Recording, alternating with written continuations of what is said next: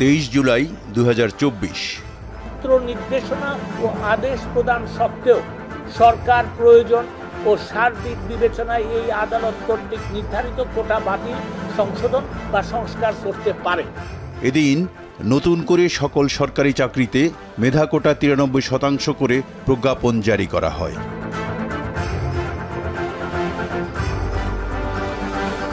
Dhaka reporters ইউনিটিতে এক সংবাদ সম্মেলন করে ছেলে আসিফ মাহমুদ সজীব ভূঁইয়ার সন্ধান চান তার বাবা বিল্লাল হোসেন। এই সময় আরও উপস্থিত ছিলেন বৈষম্য বিরোধী ছাত্র আন্দোলনের অন্যতম সমন্বয়ক নাহিদ ইসলাম, হাসনাত আবদুল্লাহ এবং সার্জিস আলম সহ অনেকে।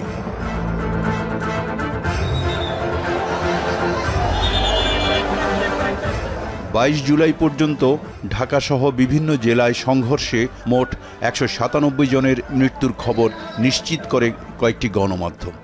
সর্বশেষ ঢাকা মেডিকেল কলেজ হাসপাতালে চিকিৎসাধীন অবস্থায় মারা যান চট্টগ্রাম বিশ্ববিদ্যালয়ের ছাত্র 22 বছরের হৃদয়চন্দ্র তরুয়া।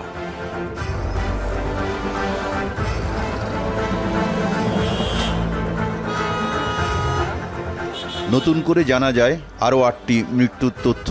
এর মধ্যে ঢাকার ইনস্টিটিউট অব নিউরোসায়েন্সেস অ্যান্ড হাসপাতালে 5 জন, শহীদ সরোয়ার্দী মেডিকেল কলেজ হাসপাতালে 2 জন এবং সাভার এনাম মেডিকেল কলেজ হাসপাতালে মৃত্যু হয় আরও এক ব্যক্তির।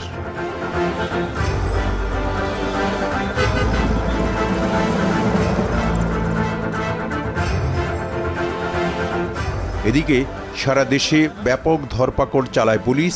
পুলিশের পক্ষ থেকে জানানো হয় ঢাকাসহ সারা দেশে 1100 মানুষকে সন্ত্রাসী কর্মকাণ্ডের অভিযোগে আটক ও গ্রেপ্তার করা হয়েছে। এদের বড় অংশই বিএনপি ছাত্রদল এবং জামাত শিবিরের নেতাকর্মী বলে জানানো হয়।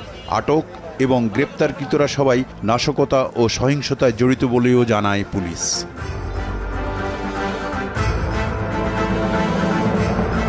অগ্রাধিকার ভিত্তিতে পরীক্ষামূলক ব্রডব্যান্ড কানেক্টিভিটি চালু করতে যাচ্ছি আজকে রাতের মধ্যেই।